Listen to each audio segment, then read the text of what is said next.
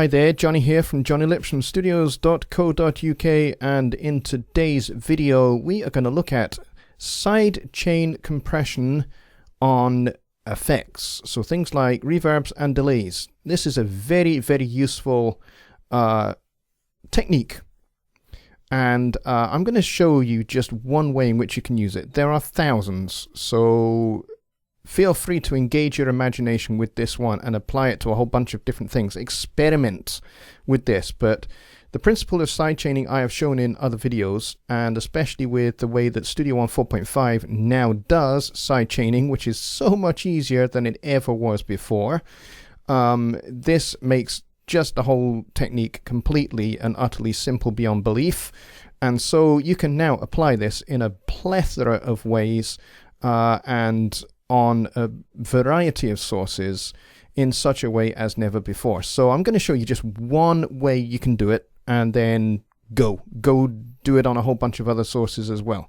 So in this case, we're going to use a compressor to suppress, suppress, same thing, the delay, so that we are ducking the delay out of the way of the lead vocal, and then allowing the delay to come back in when the lead vocal is not performing.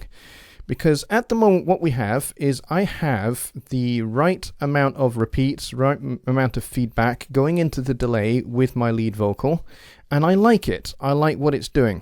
However, it's getting a little bit in the way of the lead vocal in certain spots, and I would like it to be able to duck out of the way and then come back up when I want it to. So what we're going to do is we're going to use a compressor to do that, and we're going to manipulate how much we compress it and the attack and release. So first of all, let's check out the vocal as it stands. I'm going to play a little bit of the vocal in context with the track, and then we'll solo the vocal, and I'll show you the problem and how we're going to solve it. Alright, here we go.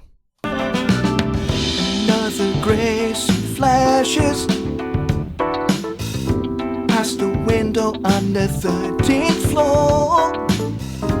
One more sad life crashes, broken by the yearn for more and more. Alright, so there it is in context. So let's go back, and this time let's solo up the vocal, and you'll be able to hear the problem that I have. And the thing is, I like how the delay sounds at the moment. We just need to duck it out of the way. So here it is as it stands in solo. And another grey suit flashes past the window on the 13th floor. So I quite like it as it stands, but as you can hear, especially when we get to that second line, past the window on the 13th floor, the delay is kicking in, and it's getting in the way of the second half of the line. So by the time we get past the window and we're on to singing of the 13th floor, the delay for the past the window is already getting in the way of the next couple of words. So it's causing a trip up. And I could do that by reducing the feedback. The send amount. I could reduce the send amount down a little bit, but then I wouldn't be able to hear the feedback after that second line, and so you wouldn't get the depth perception that I want. So we are going to use a compressor to deal with this problem. So what we're going to do is we're going to grab the compressor. We're going to put it at the end of this chain on this analog delay. And we're just going to clear a few settings. We don't want that. We don't want any makeup gain. We're not worried about that at all. I'm going to set this for the fastest attack, and I'm going to set this for maybe about 120 or so milliseconds release. And then I'm going to leave the threshold for now, and then I'm going to go straight to my sidechain, and I'm going to look for the lead vocal bus. There it is. We're going to select that. And now the lead vocal, excuse me, the lead vocal bus is now going to compress the delay. So we're going to pull this threshold back, and we're going to exaggerate it at first so you can see what it does. So let's pull this down to about here, and let's play the vocal in solo. One more sad life crash. Let's go back to the beginning of that line. One more sad life crashes, broken by the yearn for more and more. Another spin of the wheel, roll off the dice, or ace on the turn. You beg, borrow, or steal, or trade your soul for bands to burn. Hey. So you can hear how... Let's wait for the...